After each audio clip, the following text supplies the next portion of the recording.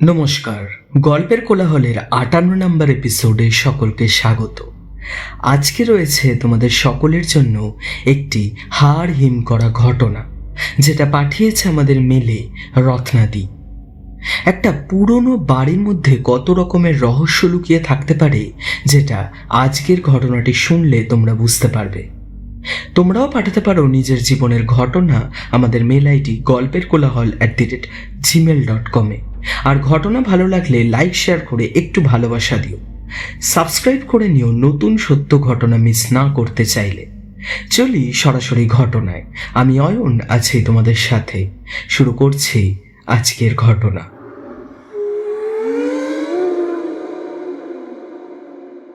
নমস্কার অয়ন, আমার নাম রত্না। আমার বাড়ি জলপাইগুড়িতে। আমি তোমার বলা ঘটনাগুলো খুবই মন দিয়ে শুনি। অনেকগুলো এপিসোড শুনতে শুনতে আমার মনে পড়ে যায় সেই দিনের ঘটনার কথা, যা ঘটেছিল আজ থেকে বহু বছর আগে। সেই ঘটনাটা আমি ভুলে থাকার চেষ্টা করি, কিন্তু পারি না। আমি জানি না গল্পের কোলাহল চ্যানেলে এই ঘটনাটা বললে কেউ বিশ্বাস করবে কি না। ঘটনাটা যতটা অদ্ভুত শুনতে লাগে, ঠিক ততটাই ভয়ঙ্কর। ভাগ্যের জোরে আমরা সেদিন বেঁচে ফিরেছি, না হলে আজ আর এই ব্যাপারটা লিখে পাঠানোর মতো অবস্থায় আমি থাকতাম না। কি ঘটেছিল আমাদের সাথে, কেন আজও সেই স্মৃতি আমাকে তাড়া করে বেড়ায়, সব কিছু আমি নিচে বিস্তারিতভাবে লিখে পাঠালাম। আমি ছোটবেলা থেকেই নাচ জিনিসটাকে খুব ভালোবাসি, তাই নিজে নাচের বিষয়ে অনেক জ্ঞান অর্জন করার পর একটা নাচের স্কুল খুলি ক্লাস 12 পাশ করার পরে। কলেজে পড়ার সাথে সাথে আমি টিউশন করতাম আর নাচ শেখাতাম। এখন আমার বয়স অনেকটাই হয়েছে, তাই নাচের স্কুলটা বন্ধ করে দিয়েছি। প্রথমে সপ্তাহে 2 দিন শেখাতাম। সময়ের সাথে সাথে অনেক স্টুডেন্ট ভর্তি হতে শুরু করলো, তখন সপ্তাহে 6 দিন ক্লাস করাতাম। আস্তে আস্তে আমি অনেক জায়গায় প্রোগ্রাম করা শুরু করলাম। নামও হতে শুরু করলো আমার নাচের সংস্থার। নিজের জায়গা ছেড়ে আরো অনেক জায়গায় প্রোগ্রাম করতাম। এরমই একবার আমাদের প্রোগ্রামের জন্য আমার কাছে ফোন এসেছিল এক মফস্বল এলাকা থেকে। আমাদের এখান থেকে সেই জায়গাটা অনেকটাই দূরে। সেই জায়গার নামটা উল্লেখ করছি না, কারণ সেই সময়ের ঘটে যাওয়া এক ঘটনা থেকে মানুষ হয়তো জায়গাটাকে খারাপ ভাবতে পারে। কিন্তু এত বছর পর সময়ের সাথে সাথে সেই জায়গার অনেক পরিবর্তন ঘটেছে। 20 বছর আগের সেই জায়গা এখন আর নেই। আমি আমার সাথে 3 জন ছাত্রীকে নিয়ে সকাল সকাল বেরিয়ে পড়েছিলাম। দুপুরের মধ্যে ওখানে পৌঁছেও গিয়েছিলাম। সেখানেরই একটা হোটেলে আমাদের জন্য সব ব্যবস্থা করা থাকবে। আমরা স্টেশন থেকে নেমে ডিরেক্ট হোটেলে উঠব, খাওয়া দাওয়া করে রেস্ট নিয়ে রেডি হব। এই কথাই হয়েছিল প্রোগ্রাম অর্গানাইজারের লোকেদের সাথে। সেই কথা মতোই আমরা হোটেলে পৌঁছালাম। সব ব্যবস্থাই ভালোই ছিল। আমাদের স্টেজ দেওয়া হলো 6টায়। প্রথমেই আমাদের নাচ দিয়ে প্রোগ্রাম শুরু হলো। তারপরই আমরা 8টার ট্রেন ধরে বাড়ি ফিরব। সব কিছুই প্ল্যান মতোই চলছিল। আমরা প্রোগ্রাম শেষ করে হোটেলে এসে চেঞ্জ করে নিই। ব্যাগ নিয়ে আমরা হোটেল ছেড়ে বেরিয়ে পড়ি স্টেশনের দিকে। পথে হাঁটতে হাঁটতে কোনো গাড়ি পাচ্ছিলাম না যেটা করে স্টেশনে যাব। রাস্তাঘাট বেশ ভালোই ফাঁকা। 4 জন মেয়ে একা রাস্তার ধারে দাঁড়িয়ে। বেশ ভয়ই লাগছিল। যখন গাড়ির জন্য রাস্তার অন্যদিকে দেখছি, হঠাৎ একটা লোক এসে বলে, দিদিমণি। লোকটার গলাটা ছিল খুব ভারী। আমরা সকলেই প্রায় চমকে উঠলাম। লোকটার পরনে ছিল কালো জামা প্যান্ট। চেহারা ছিল বিশাল লম্বা চওড়া, মুখে বিশাল বড় কালো দাড়ি, তার সাথে চওড়া গোঁফ। লোকটিকে দেখেই কিরাম যেন ঠিক সুবিধের বলে মনে হলো না। তার চোখের চাউনি ছিল স্থির, যেন পলক পড়ছে না। উনি হঠাৎ করে হেসে উঠে আমাদের সামনে এসে হাত জোড় করে বলল যে ওনার ক্লাবে পরের 2 দিন ফাংশন আছে, সেখানে যেন আমরা নাচ করি। আমি এই কথায় কিছুতেই রাজি হই না, কারণ এরম থাকার প্ল্যান করে আমরা আসিনি। কারোর বাড়িতেই কিছু জানানো নেই। আর এরম অচেনা একজনের কথা শুনেই 2 দিন প্রোগ্রাম করা, অচেনা একটা জায়গায় থাকা, এটা সম্ভব নয়। লোকটিকে আমি বলি যে প্রোগ্রাম করার জন্য আমাদের আগে থেকে বুক করতে হয়, কিন্তু লোকটি হাত জোর করে অনুরোধ করতে শুরু করে।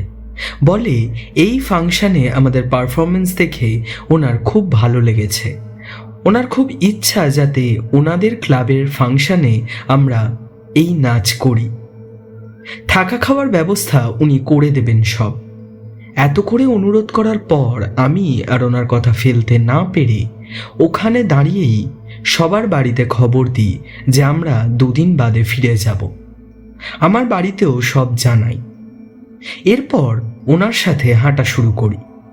পৌঁছাই একটা বাড়ির সামনে। বাড়িটি দেখতে ঠিক পুরনো দোতলা জমিদার বাড়ির মতো। চারিদিকে আলো দিয়ে সাজানো, সামনে বাগান, সেখান দিয়ে ঢুকেই বড় দালান, মাঝে মাঝে একটা বড় ঝাড়বাতি। এক পাশ দিয়ে সিঁড়ি উঠে গেছে দোতলায়।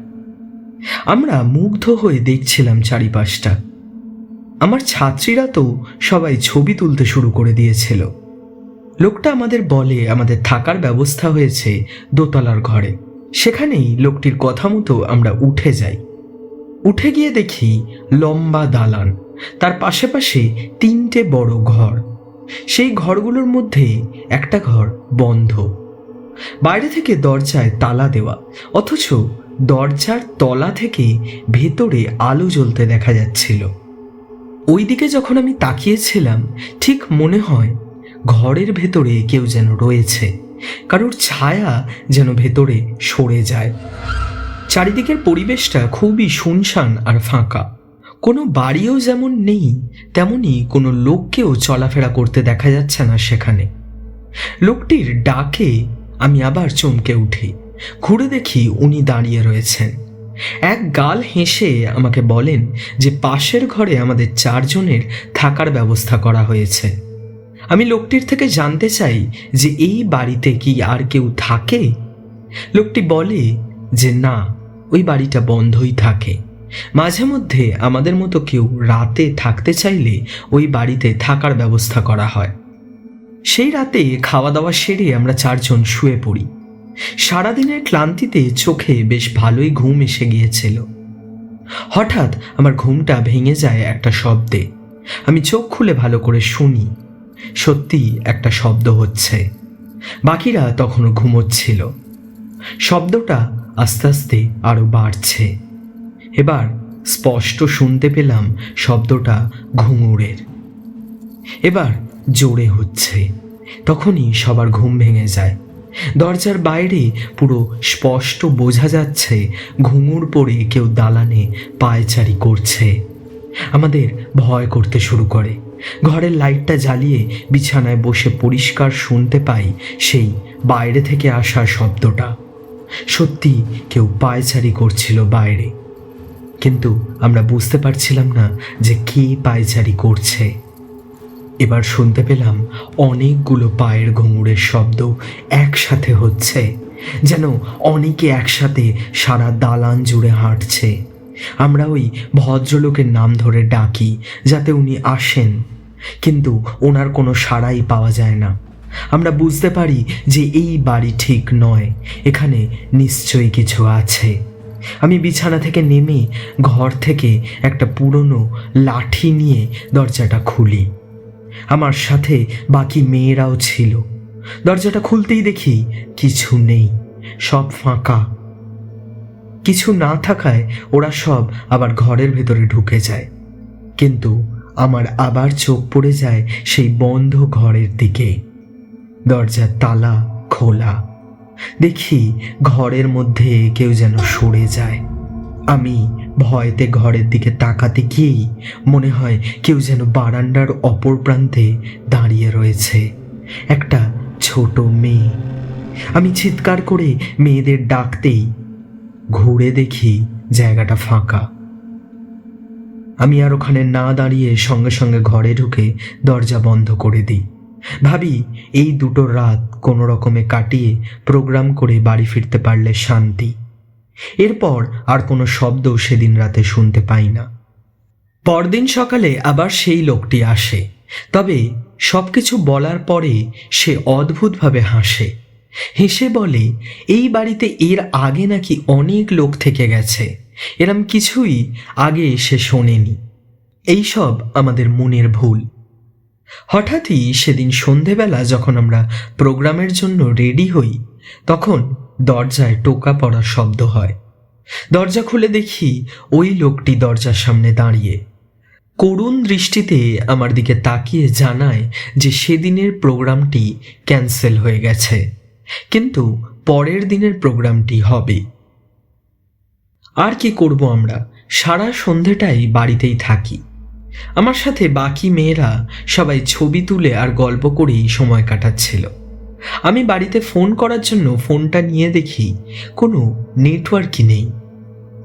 আমি দুপুর অবধি দেখেছি নেটওয়ার্ক ছিল, সন্ধ্যের পর থেকে সবার ফোনেই আর নেটওয়ার্ক নেই।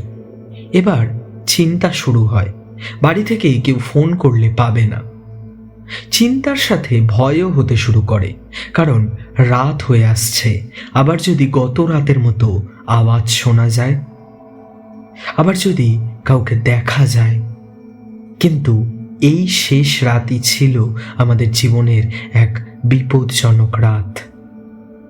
আমরা খাওয়া দাওয়া করে সব জানলা দরজা বন্ধ করে শুয়ে পড়ি। মনের মধ্যে সবারই গত রাতের ভয়টা কাজ করছিল। কারোর চোখেই ঘুম আসছিল না, সবাই এপাশ ওপাশ করছিল। হঠাৎ একটা দরজা খোলার শব্দ শুনি। মনে হয় পাশের ঘরের দরজার তালাটা কেউ খুলল। পরিষ্কার ছিটকিনি খোলার শব্দ, তারপর একজনের পায়ের ঘুঙুরের শব্দ শোনা যায়। সারা দালান জুড়ে ঘুঙুর পরে হাঁটছে সে। সময়ের সাথে সাথে আবার অনেক জনের পায়ের ঘুঙুরের শব্দ শোনা যাচ্ছে।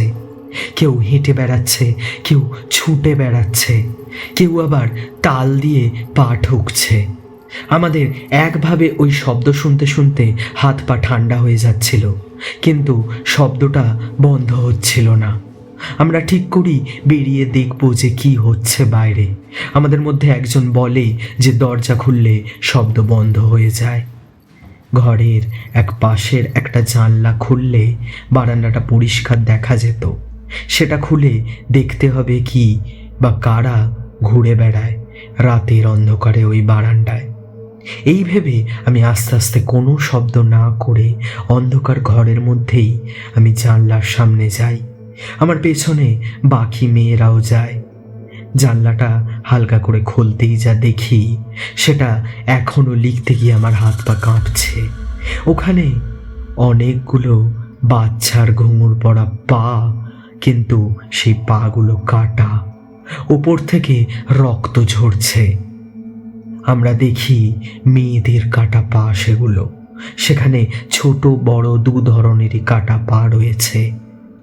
ঘুঙুর পড়া সেই পাগুলো সারা দালান জুড়ে ছুটে বেড়াচ্ছে, যেন তারা নাচছে সেই দালানে। হঠাৎ দরজায় ধমধম করে শব্দ শুরু হয়। কেউ দরজায় খুব জোরে ধাক্কা দেয়, যেন দরজাটা এক্ষুনি ভেঙেই পড়ে যাবে। আমি বুঝতে পারছিলাম সামনে হয়তো খুব বড় বিপদ। আমি সবাইকে বলি ব্যাগ নিয়ে তৈরি থাকতে, আমাদের পালাতে হবে। দরজায় তখনও শব্দ হচ্ছিল, আর কোনো উপায় নেই, আমাদের দরজা খুলতেই হবে, না হলে পালাতে পারবো না। আমি সাহস করে দরজাটা খুলি, দেখি সেই লোকটি, কিন্তু তখন তার কি হিংস্র, কি ভয়ানক রূপ। শরীরে জড়ানো এক কালো কাপড়, আর হাতে একটা বিশাল বড় কাটারি, যা দিয়ে রক্ত ঝরে পড়ছে মাটিতে। সে কি জোরে হেসে উঠল, তার সাথেই আমাদের চারিদিক থেকে বহু মেয়ের বাচ্চার হাসির শব্দ শোনা যাচ্ছিল, কিন্তু তাদের দেখা যাচ্ছিল না। কাটা পাগুলো আমাদের ঘিরে দাঁড়িয়ে রয়েছে, তাদের ওপরে কোনো শরীর নেই। তাদের হাসিতে সারা বাড়ি কেঁপে উঠছিল। সারা বাড়ি অন্ধকার, কিন্তু চাঁদের আলোয় সব স্পষ্ট দেখা যাচ্ছে। এবার লোকটি কাটারি হাতে আমাদের কাছে এগিয়ে আসতে শুরু করে। তোদের চারজনকে আমার রাজার কাছে অর্পণ করব, তাহলে আমার মুক্তি, আর না হলে যে আমি মুক্তি পাচ্ছি না, তোরাই আমাকে মুক্তি দিবি। এটা শোনার পর আমাদের বুঝতে আর একটুও বাকি রইল না যে উনি আমাদের বলি দিতে চান। আমি ভাবি আমাদের ভয় পেলে হবে না, উনি একা আর আমরা 4 জন। যাই হয়ে যাক আমাদের বেরোতেই হবে। আমাদের সামনেই ছিল সেই সিঁড়ি। আমরা 4 জন প্রাণপণে দৌড়ানো শুরু করি। লোকটিও যেন হাওয়ায় ভেসে আমাদের পেছন পেছন আসে, কিন্তু কোথা থেকে যে উনি আর আমাদের পেছনে ছিলেন না সেটা খেয়াল করিনি। অনেকটা ফাঁকা পথ দৌড়ানোর পর আমরা বড় রাস্তায় এসে পৌঁছাই। কিছুই চিনতে পারছিলাম না। আমরা একা ওই ফাঁকা রাস্তায় দাঁড়িয়ে থাকি। ভোরের আলো একটু ফুটতে শুরু করেছে। আমরা একটা গাড়ি পাওয়ার অপেক্ষা করছি স্টেশনে যাব। সেই সময় আমি শুনতে পাই, আরে দিদিমণি। আমি ভাবলাম লোকটি হয়তো আবার এসে গেছে। তারপর ঘুরতেই দেখি যে না, আগের দিনের ফাংশনের সেই লোকটি যে আমাদের সাথে কথা বলেছিল সেই দাঁড়িয়ে রয়েছে আমাদের সামনে। অবাক চোখে আমাদের দিকে তাকিয়ে বলছে যে এখনো ওখানে আমরা কি করছি 2 দিন বাদে। তখন আমি সব ঘটনাই ওনাকে জানাই। উনি আরও অবাক হয়ে যান। উনি বলেন যে আমরা ভাগ্যের জোরে বেঁচে গেছি। আরও বলেন আজ থেকে 30 বছর আগে ওই লোকটি ছিলেন একজন নৃত্যশিল্পী, কিন্তু রাতের অন্ধকারে উনি যে বাড়িতে থাকতেন সেই বাড়িতে উনি কোনো অপদেবতার পুজো করতেন, আর প্রতি অমাবস্যায় সেই রাজার কাছে উনি 3টি করে মেয়েদের বলি দেওয়া শুরু করেছিলেন। আর বলি দিতেন সেই সব মেয়েদের যারা নাচের সাথে যুক্ত। আস্তে আস্তে ছোট বড় মেয়েরা উধাও হওয়া শুরু হয়ে গেছিল। তখন কেউই জানতো না যে সেখানে কেউ রাতের অন্ধকারে মেয়েদের বলি দিচ্ছে। অনেক মাস কেটে যাওয়ার পর একদিন সবটা সামনে আসে, আর ওই লোকটিকে এলাকার সব মানুষে মিলে ওই বাড়িতেই পিটিয়ে মেরেছিল। তারপর থেকে প্রতি রাতে ওই বাড়িতে ঘুঙুরের শব্দ শোনা যায়। শুধু তাই নয়, বলি দেওয়ার কাজ অসম্পূর্ণ করেই সে মারা গিয়েছিল বলে মাঝে মাঝে অমাবস্যার রাতে এখানকার লোকেরা ওনার আত্মাকেও দেখেছে। উনি নাকি কালো কাপড় চড়িয়ে ওই বাড়ির সামনে হেঁটে বেড়ান। উনি নিজের কাজ যেহেতু শেষ করতে পারেনি, তাই আজও ওনার আত্মা মুক্তি পায়নি। উনি এখনো বলি দেওয়ার জন্য মেয়েদের খুঁজে বেড়ায়। সেই সময় আমার মনে পড়ে যে ওই বন্ধ ঘরের মধ্যেই বলি দেওয়া হতো, তাই ওই ঘর থেকেই ঘুঙুরের শব্দটা শুরু হয়। এরপর ভোরের আলো ফুটতেই আমরা অটো করে স্টেশনে আসি। 7টার ট্রেন ধরে আমরা নিজেদের বাড়ি ফিরে আসি। বহু বছর আগের ঘটনা হলেও এই ঘটনাটি আমার মনে সারা জীবন রয়ে যাবে।